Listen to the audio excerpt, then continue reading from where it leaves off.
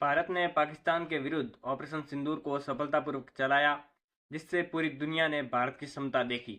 इससे पाकिस्तान को भी अंदाजा हो गया कि भारत कितना शक्तिशाली है और भारत अब इसी शक्ति को और अधिक बढ़ाना चाह रहा है, जिसमें 10,000 करोड़ रुपए की परियोजना शामिल है। रक्षा मंत्रालय जल्द ही 10,000 करोड़ रुपए से 3 जासूसी विमान खरीदेगा, जो हमारी वायुसेना में जल्द शामिल होंगे। ये जासूसी विमान चीन, पाकिस्तान और बांग्लादेश पर नजरें रखेंगे और हमारी वायुसेना को मदद करेंगे। इससे उनके एयर डिफेंस सिस्टम और उनके और भी गतिविधियों को देखा जा सकता है।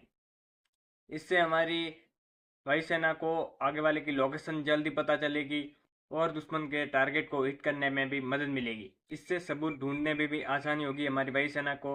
इन खुफिया विमानों से हमारी सेना को सटीक हमला करने में मदद मिलेगी।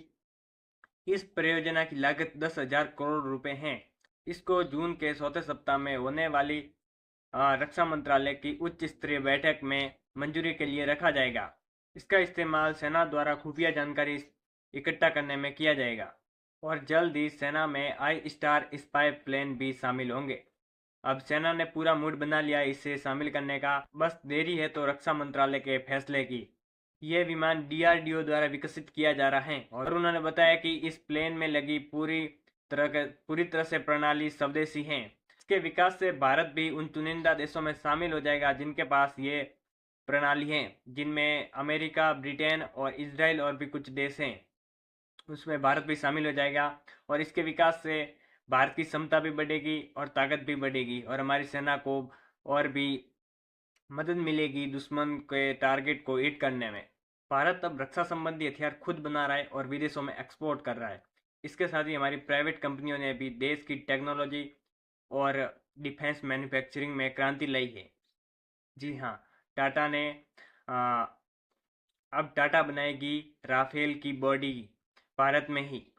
जो राफेल है उसकी बॉडी अब भारत में बनेगी और टाटा बनाएगी हैदराबाद में। ये भारत का पहला प्रोडक्शन यूनिट है जहां राफेल की बॉडी बनेगी और हर महीने 2 राफेल की बॉडी बनेगी। यह पहली बार है जब राफेल की बॉडी फ्रांस के बाहर किसी देश में बन रही है और वो देश अपना भारत है। इससे भारत की बढ़ती ताकत और क्षमता साफ दिखती है। अब भारत राफेल खरीदता नहीं है बल्कि बना भी रहा है और अगर ऐसा ही चलता रहा तो जल्दी राफेल भारत विदेशों में बेचेगा भी। अभी कुछ समय पहले रूस का विमान SU-57E वो भी भारत में बनाने की बात कर रहा था रूस, जो कि जल्दी भारत के पास 5th जनरेशन का विमान होगा।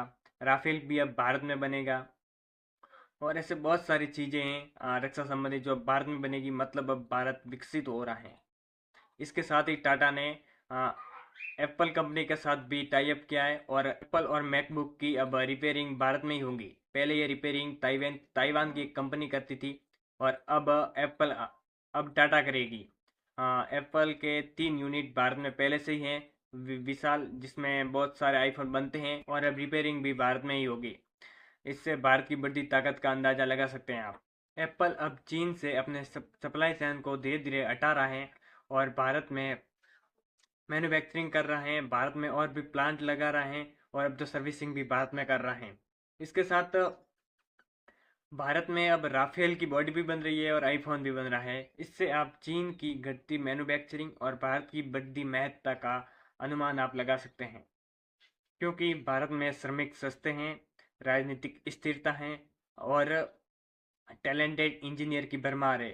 साथ ही साथ भारत में लोकतांत्रिक व्यवस्था में विश्वास है और सबसे बड़ी बात कि भारत हर कंपनी के लिए अब भरोसेमंद साझेदार बन रहा है।